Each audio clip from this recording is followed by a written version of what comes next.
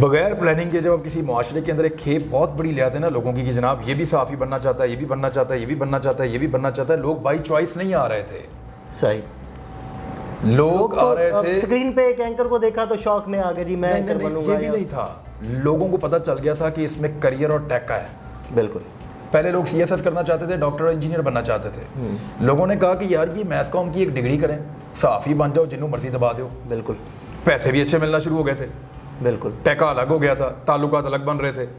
تو ایک بہت بڑا موب اس طرف چل پڑا, سب صحافی بننا چاہتے. میرے ایک دوست ہیں ہمارے عمران شیخ صاحب, آپ کے بھی, بالکل ایسے, ان کو ایک اپنے بچے کو لے کر آیا کوئی آدمی, بھی کوئی رپورٹر بنا دو جی. یہ تو ٹرینڈ چل رہا تھا. اب معاملہ یہ ہے کہ ہماری مارکیٹ میں اتنی گنجائش نہیں تھی جتنے لوگ آ گئے. بالکل.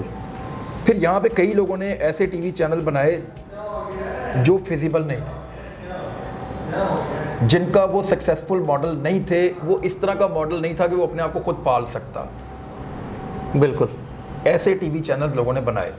وہ اس بنیاد پہ بنائے کہ میرا اس پولیٹیکل پارٹی سے تعلق ہے, وہ مجھے سپورٹ کرے گی, اشتہارات دے گی, میرا چینل چلتا رہے گا, بند نہیں ہوگا. بالکل. بالکل ایسے ہی. اس طرح کے 6-7 چینلز آ گئے, جن میں سے 2-3 تو بند بھی ہو گئے ہیں. وہ جو چینلز ہیں وہ اس بنیاد پہ آئے تھے کہ حکومتیں ہماری صوبوں میں اور وفاق میں بنتی رہیں گی, ہمیں پیسے دیتی رہیں گی, اشتہارات ملتے رہیں گے اور سرکل چلتا رہے گا, اور کوئی of the record on the record پیسہ آتا رہے گا, تو ہمارا چینل بند نہیں ہوگا, ہم تنخواہیں دے کے تو اپنا سسٹم چلا لیں گے. کچھ لوگوں نے اس لیے بنایا کہ انہوں نے کہا ہمیں باقی بزنس میں سپورٹ مل جائے گی اور ہم اس کو سپورٹ کر لیں گے خود ہی. بالکل. آپ کا وزیر اعظم ایک ایسا عجیب آدمی آ گیا کہ جس نے آگے سب کے پیٹ پہ لات ماری. اس نے کہا جی میں نے کسی کو فالتو پیسہ نہیں دینا, بالکل, چینل چلتے ہیں چلاؤ, نہیں چلاتے بند کرو, میں نے نہیں تمہیں کہا تھا چینل بناؤ, اور بات ٹھیک ہے. غریب آدمی کا ٹیکس کا پیسہ عمران خان اٹھا کے ہم صحافیوں کو دے دے کہ جاؤ, یہ اس سے اچھا ہم صحافی جا کے مزدوری نہ کر لیں. نہیں لیکن دیکھیں جو اتنے صحافی بے روزگار ہو گئے, سر دیکھیں ان کے پیٹ پہ بھی تو لات ماری گئی نا. سر دیکھیں کس نے ماری, جس نے, میں آپ کو وقت ٹی وی کی مثال دیتا ہوں. کیا وقت ٹی وی آپ کو لگتا ہے کہ ایک ایسا ماڈل ہے جو پیسے کما کے خود چلا لے گا اپنے آپ کو؟ نہیں, میرا نہیں خیال کہ یہ دوبارہ لانچ کر لیں جس طرح وہ چلاتے ہیں, آپ کے خیال میں وہ چلا لے گا اس پالیسی کے ساتھ؟ بالکل اس طریقے سے اپنا وہ چلا سکتا ہے؟ بالکل نہیں. اگر نہیں چلا سکتا تو اس کو ضرورت پڑے گی مدد کی, حکومت کی.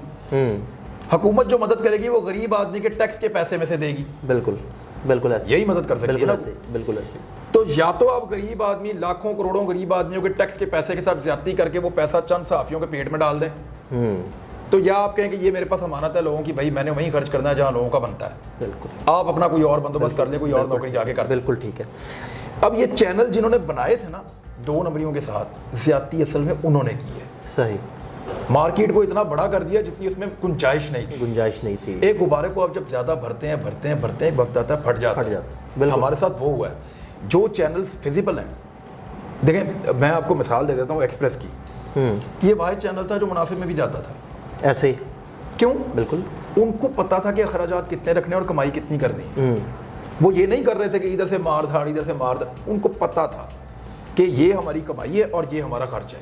چینل ایسے چلتے ہیں, ایسے نہیں چلتے کہ یہ کمائی ہے, یہ خرچ ہے اور یہ پیسے ادھر سے آ جائیں گے, یہ ادھر سے آ جائیں گے, یہ ادھر سے آ جائیں گے, وہ نہ آیا تو پھر وہ ادھر سے آ جائیں گے. اچھا, اور جو وہ پیسہ بند ہوگا تو بھی جو اوپر سے آ رہے ہیں وہ تو کمائی والے تو ہمارے ہیں, باقی اب ورکر کو نکالو. صحیح بات. جو ورکرز کے ساتھ زیادتیاں سیٹھوں نے کی ہیں وہ کسی نے نہیں کی. میں سیریسلی آپ کو کہہ رہا ہوں کہ سیٹھوں نے چینل بنانے سے پہلے یہ سارا کچھ کیوں نہیں سوچا. بنا دیے, لوگوں کو نوکریاں دے دی, زیادہ تنخواہوں پہ دے دی, پھر بے روزگار کر دیے. میرے خیال میں صحافیوں کی تنخواہیں مزید کم ہوں گی آنے والے 3-4 ماہ میں. آنے والے وقت میں جو نئے آنے والے لوگ ہیں وہ اس فیلڈ میں جو آنا چاہتے ہیں, ان کے لیے آپ کیا میسیج دینا چاہیں گے؟ وہ یہ سوچ کر آئیں کہ اب اس فیلڈ میں پیسہ نہیں ہوگا. وہ یہ سوچ کر آئیں کہ اب صحافی سے کوئی بلیک میل بھی نہیں ہوگا. وہ یہ سوچ کر آئیں کہ انہوں نے ایک ایسے پیشے میں آ گئے ہیں جہاں وہ لوگوں کی مدد کر سکتے ہیں جائز معاملات میں. بالکل. وہ ایک ایسے پیشے میں آ گئے ہیں جہاں پہ وہ سچ کے لیے آواز اٹھا سکتے ہیں, لیکن اتنی جتنی صحیح ہے. صحیح.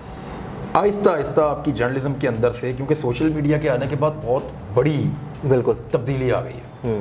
آپ 2 نمبری کریں تو صحیح 2 منٹ میں آپ کی ماں بہن ساری دنیا وہ گھر میں بیٹھا وہ 17 سال کا لڑکا شیشہ دکھا دیتا ہے 50 سال جرنلزم کرنے والے کو۔ سوشل میڈیا نے بالکل میڈیا کا ٹرینڈ اور اس کا رخ بدل دیا ہے۔ بات یہ ہے کہ اس سے آپ اگر آپ سچ بول رہے ہیں تو آپ اس سے افیکٹ نہیں ہوں گے، لیکن اگر آپ جھوٹ بول رہے ہیں ڈنڈی مار رہے ہیں تو آپ کو بڑی تکلیف ہوگی اور لوگوں کو ہوتی بھی ہے۔ معاملہ ہے صاف صاف سیدھا سیدھا۔ اب وہ والا جرنلزم نہیں ہوگا جو پہلے ہوتا تھا۔ اگر کسی کے ذہن میں ہے کہ وہ بہت سارا پیسہ بھی کمائے گا، ٹیکا بھی ہوگا، سرکار بات بھی مانے گی، یہ کرے گی وہ کرے گی، تو نہیں سر، اب ایسا نہیں ہوگا۔ اب جرنلزم ہوگا جرنلزم کے طریقے سے انشاءاللہ۔ عمران تھینک یو سو مچ، بڑی زبردست نشست رہی، بڑی اچھی گفتگو رہی، آپ کا بڑی مہربانی، تھینک یو سو مچ۔ ناظرین، آپ کا ٹی وی کے مہمان عمران خان، آج ہم سے بڑی زبردست قسم کی گفتگو رہی ہماری، کچھ لائٹر موڈ کی باتیں بھی کی۔ بالکل۔ اچھا، میں ریکویسٹ یہ ہے کہ آپ عدیل بھائی کے چینل کو اس کو سبسکرائب کریں اور اس کو شیئر بھی کریں اور اس کو لائک بھی کریں۔ میری والی ویڈیو چاہے نہ کریں لیکن باقی ساری ان کی ضرور کریں، وہ اگر آپ کو پسند آئے تو اس کو بھی کر دیجیے گا۔ تھینک یو عمران، بہت شکریہ۔ ناظرین، انشاءاللہ اگلے پروگرام میں کسی اور اہم شخصیت کے ساتھ حاضر ہوں گے۔ اجازت دیجیے گا، اللہ حافظ۔